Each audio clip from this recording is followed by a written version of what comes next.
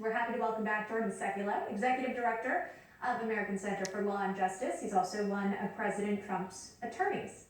Jordan, thanks so much for being with us this morning. Let's start, if you don't mind, with the comments that are making so many headlines from Attorney General Bill Barr. He told the Associated Press this, quote, "Today we have not seen fraud on a scale that could have affected a different outcome in the election."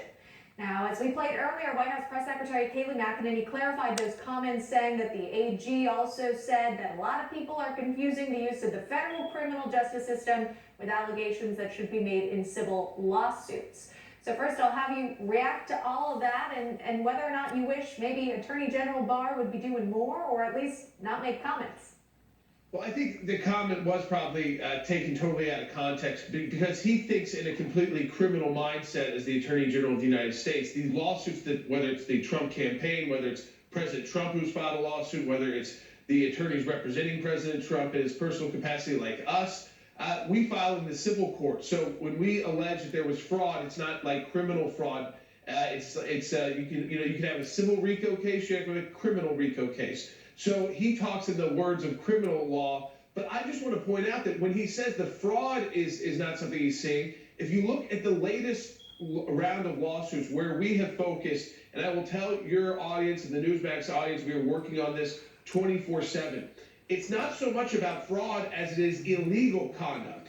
And there's a difference between fraud and violating the laws of the state. So that's what you saw in the lawsuit filed by President Trump in Wisconsin. It is an allegation that the laws were violated by local election officials in five different cities and by the Elections Commission at the statewide level because the laws of the state weren't followed. That then implicates the Constitution because if those votes are counted and they're illegal, it means it kind of erases votes that were legal in Wisconsin and other states. So it arises to a federal issue. And so that is, again, it's not fraud. It's illegal conduct that violates the law. And that is what you're seeing there. You're also seeing that, of course, we're seeing voting machines being recounted and voting looked at in Arizona now. A judge went from looking at just 100 of these corrected ballots. Those are ballots that come in that are a little messed up, so they try to fix them. 2 out of the 100 went to Biden. They were supposed to go to Trump. He said because the margins are so small in Arizona, they've got to expand that to now look at 2,500 of those corrected ballots. We should see the results of that in a couple of days. What's interesting, though, I mean, you know as well as I do, we've got some states that have already certified their votes, right? And I know there were efforts in at least Pennsylvania to try to overturn that certification. What's the update on that?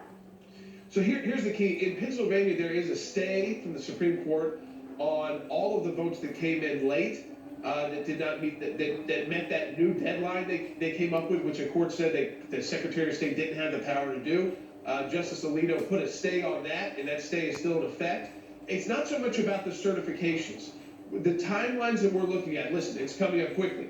December 8th, that is when electors are selected, and then December 14th, when they vote in most states. That is the key.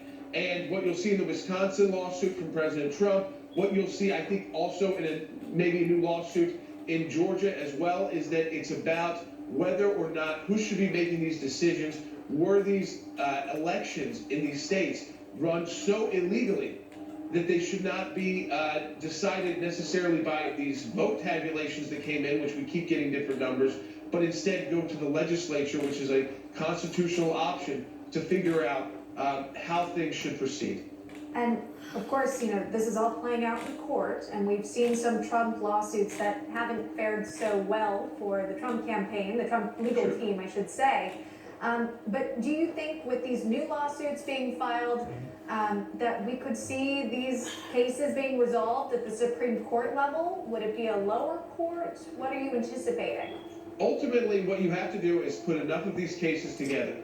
So in Nevada, looking at the numbers, what they're looking at there.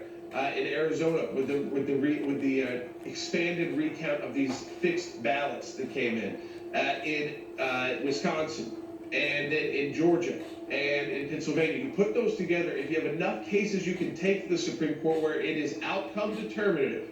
That means that if the Supreme Court sides with our position, it would change the outcome of the election. Then yes, ultimately it will be the United States Supreme Court that would make this decision. But there is a lot of power at the state level.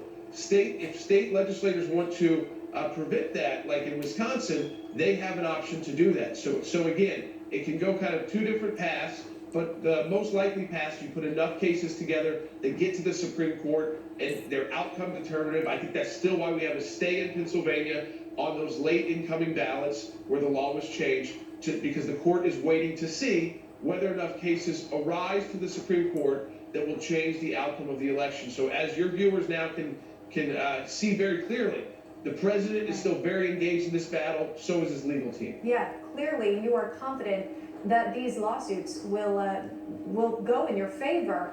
But I'm sure you've seen as well that there are a lot of critics dismissing your cases, saying there's no evidence. Even Senator Lindsey Graham made this comment on Fox News last night. Here's that.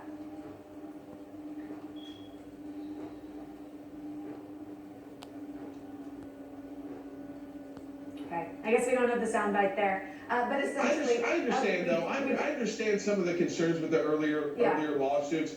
Though they're more difficult to prove, these massive fraud allegations. But what we're now seeing is very specific. You're starting to see the outcome of these lawsuits.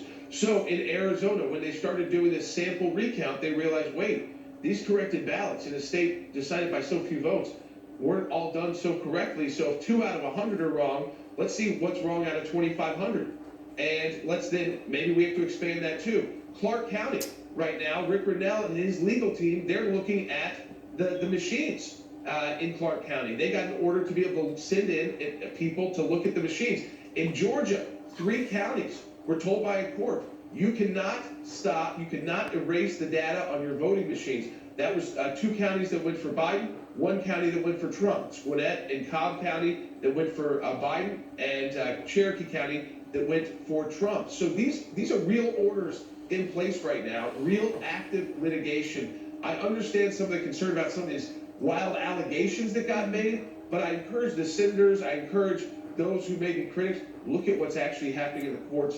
It may be making them a bit more nervous each day. And I'm not saying that about Chairman Graham, but about the Biden team, because these are serious allegations and they're starting to show the fruits of the charges and allegations that were made. Well, that is the very latest from the Trump legal team. Jordan Sekulow taking the time joining us this morning. Jordan, thanks so much.